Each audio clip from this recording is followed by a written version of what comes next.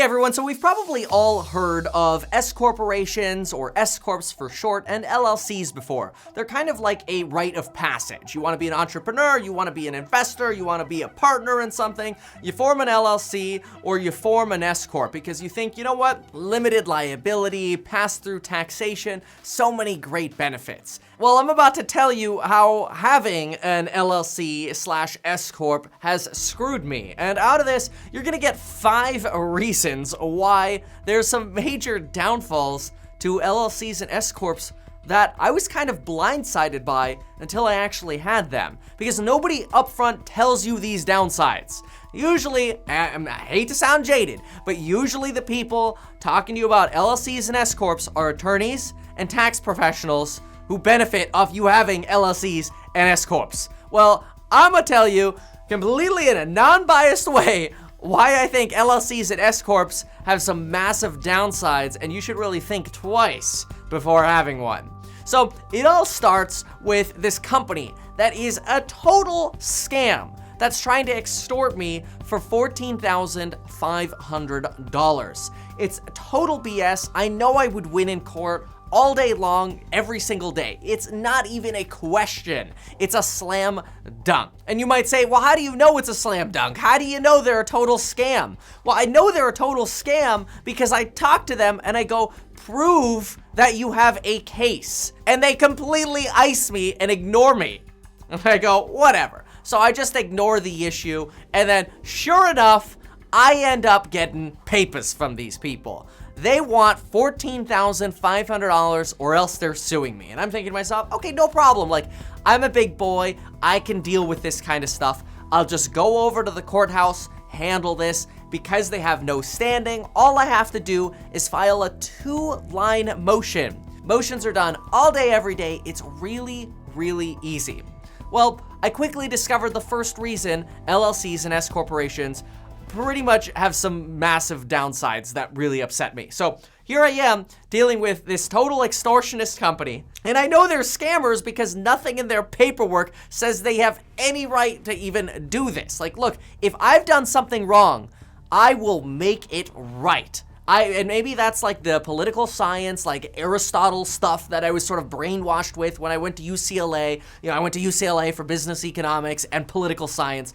And I feel like I would rather die than screw somebody or do something wrong. But if somebody's screwing me, I will go to the end to fight it. And I mean, maybe sometimes that's short-sighted because I feel like, you know, if I see something wrong, I'm gonna talk about it, and sometimes I get in trouble by doing that. But I just have this belief that if something's wrong, I feel like people should know about it. Anyway, so I go to the courthouse and I go to the self-help division, which is a place you can go and get help for free from bar licensed attorneys that will help confirm your motions are good, your paperwork's good. It costs literally nothing. I thought, you know what, this is such a small case, it doesn't make sense for $14,500, especially since this is such a scam, for me to hire an attorney, pay a $5,000 sort of deposit with that attorney or a retainer, and to fight a $14,000 500 extortion fee. So anyway, yesterday I go to self-help. It's like 7:40 in the morning. I'm 20 minutes early. I get there and there are like 240 people in line, and I'm like, whoa, what is happening? Until somebody comes out and they're like, jury duty this way, and then all of a sudden there were only 3 people left in line. I'm like, okay, this is good. This is my day. Today is the day we are going to do the social justice of doing what is right and fighting what is wrong. So, go in with my paperwork, sit down with an attorney, everything's going great, everything seems like a slam dunk, everything's gonna be easy. Supervisor kind of walks by, takes a glance, keeps walking, stops, turns around and comes back, looks down and goes, oh no, we can't help you. What? Yeah, you're an S corporation. We can't help you because S corporations and LLCs can't represent themselves in court. Sorry, you have to hire an attorney. What?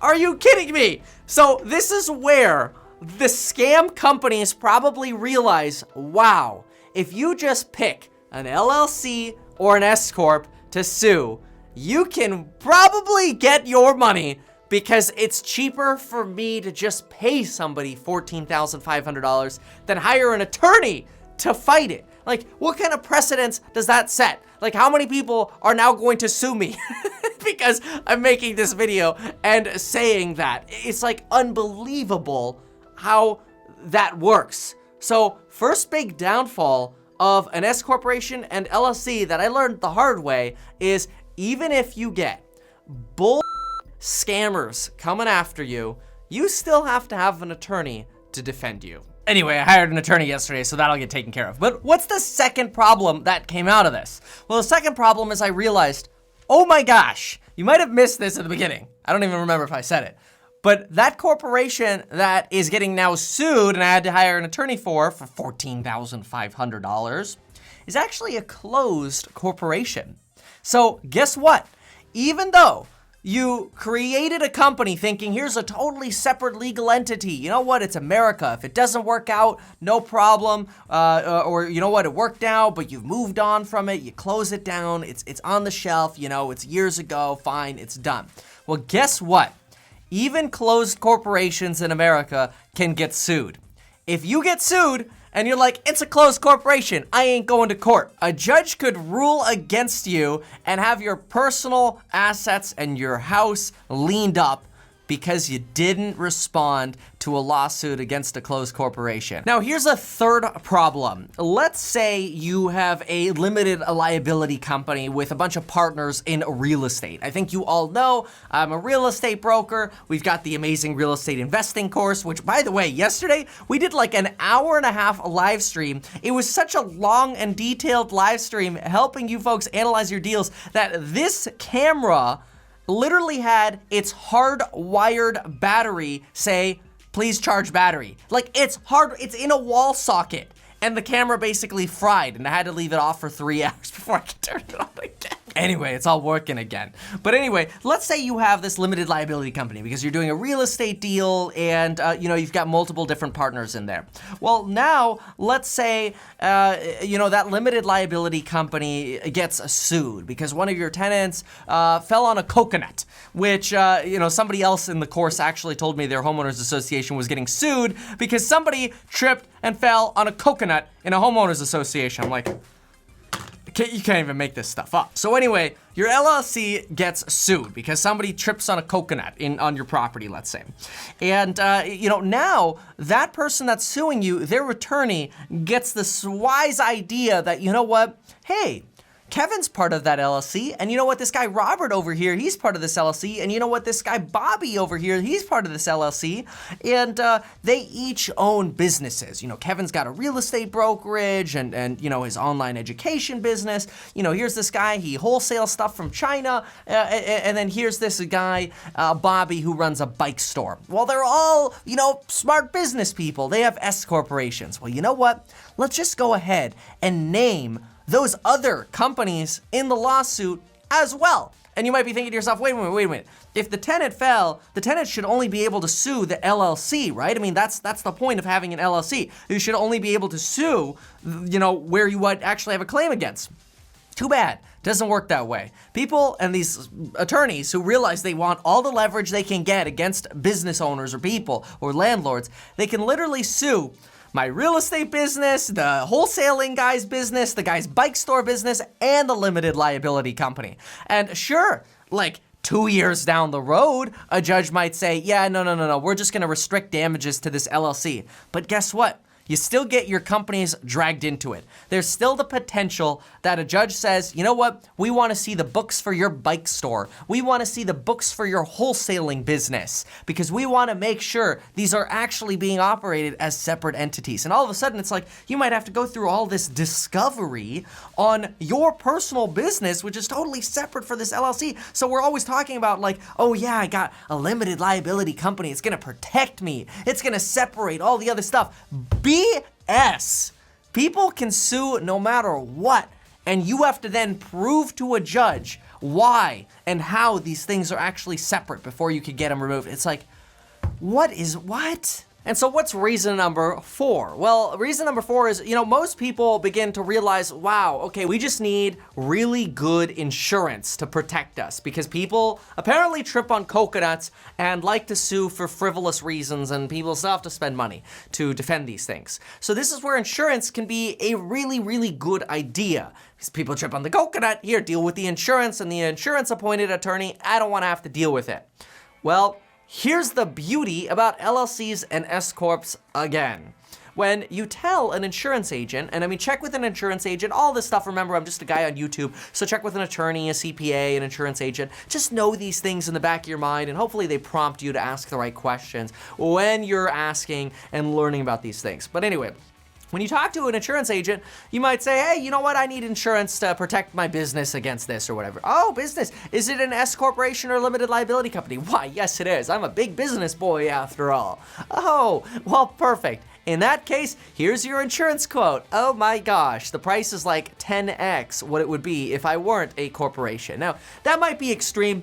Maybe it wouldn't be 10x, but your insurance is almost always more expensive when you're an LLC or a corporation. Not always, but very frequently. It's almost like business to business. While it makes you feel good, it's just another way to rip you off. It's kind of like when you have Spectrum internet and you pay $150 for, let's say, internet and TV for like your personal house, and you have literally the same internet service for a business, and they charge you $250 just for internet and no TV because you're a business. Here's another sort of example. Let's say I made a video personally making fun of somebody, and I didn't have any corporations or anything. I personally made fun of somebody and they got their feelings hurt because I thought they were a scammer, and maybe I still think they're a scammer, and maybe I know they're a scammer, and they got their feelings hurt.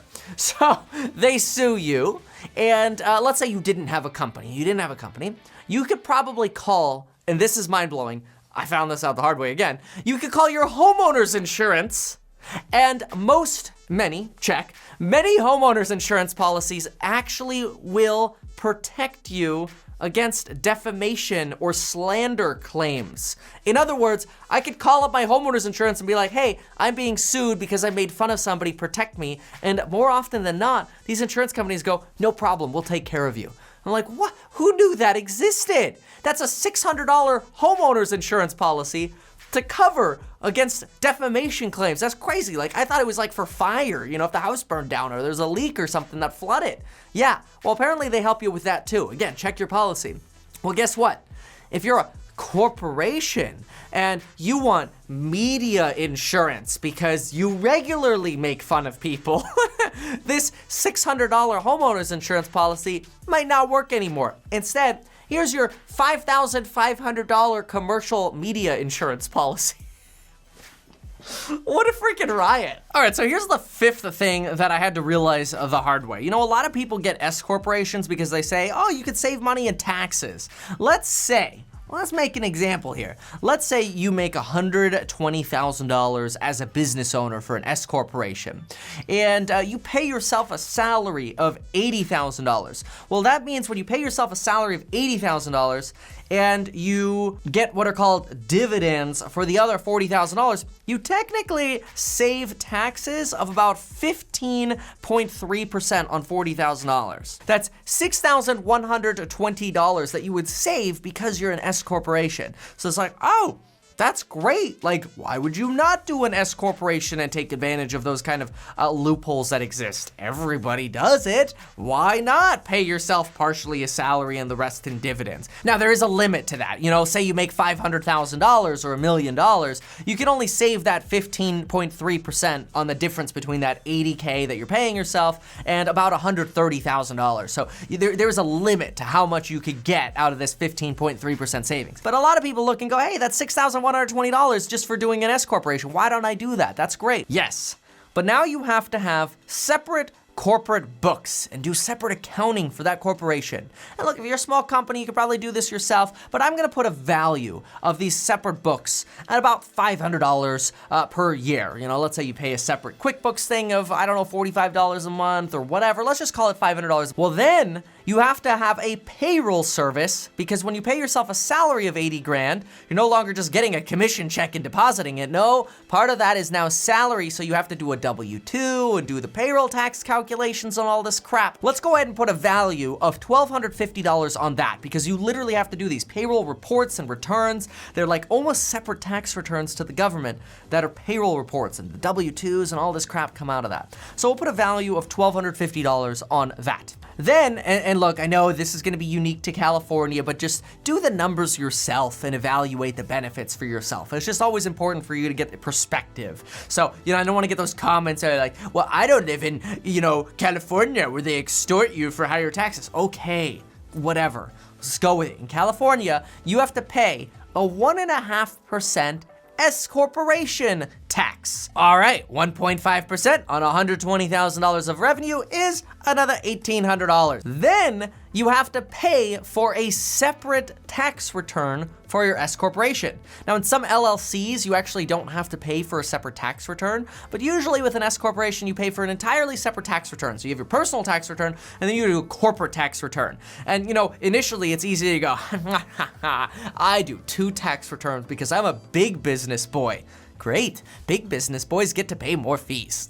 I hate paying fees. Anyway, that's probably gonna cost you another $1,800. So now all of a sudden, you are up against not only more work to have this corporation, but $5,350 in fees. Now all of a sudden you go, wait a minute, I'm only saving $6,120 minus all of these fees. That means at the end of all this, with all the extra effort, I'm only saving $770 to have an S-corporation. And now you're paying more expensive insurance. You're open to these ridiculous rules when it comes to liability and how you can get sued by anybody for any reason. And if you get sued as a corporation, you have to hire an attorney to defend yourself. Sorry, I hope this video is not too ranty. I just always like to share this kind of perspective. This is why I have like 350 lectures on real estate investing, because there are, people are like, well, what are you gonna tell me that's different from what's on YouTube? Like niche scenarios that are really hard to teach on YouTube, because the videos like this usually don't get a crazy amount of views. Like something like this doesn't go viral, right? But I make these videos to occasionally put them on YouTube and try to share as much perspective with you as possible with how things actually work out there. So hopefully you appreciate these kind of special Meet Kevin reports and this kind of extra perspective. Let me know what you think in the comments down below, and until next time, which will probably be tomorrow.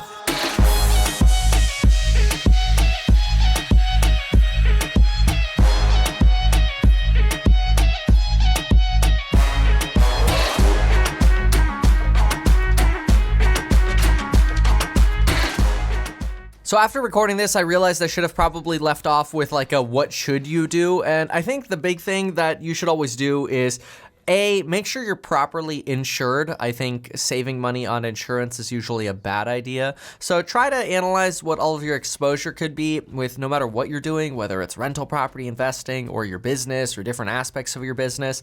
Talking to insurance agents can really be a massive blessing towards whatever you're doing. So stay insured. Call your insurance rep today.